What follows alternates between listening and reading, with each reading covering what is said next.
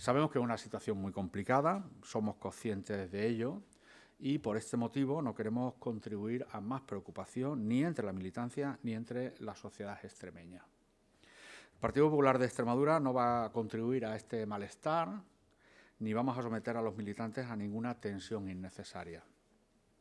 Por ello, hoy queremos anunciarle la decisión de no convocar el Congreso Regional del Partido Popular en nuestra comunidad hasta que no se calme toda esta situación, con el deseo sincero de que sea en el más breve plazo posible.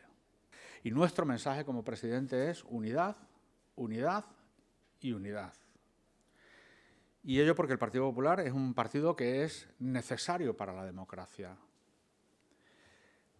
No es un partido de moda, el Partido Popular es un partido de Estado. Yo lo único que estoy pidiendo es calma, esperanza, y nosotros el mensaje que les trasladamos es que de momento el Congreso Regional pues no se va a celebrar.